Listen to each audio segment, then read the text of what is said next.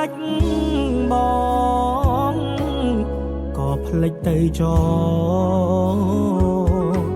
បងស្ដាអើយស្រណោថ្ពាល់ដែលបងធ្លាប់ធ្នមអូនផ្ដល់ស្នាមថើបមួយទុកឲ្យបង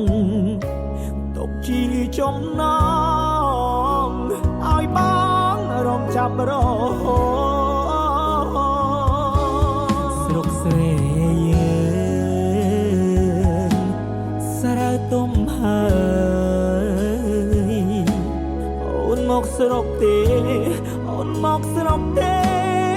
អូនណាយបងសែនសោកាព្រោះបាត់សង្សារដែលធ្លាប់គៀកា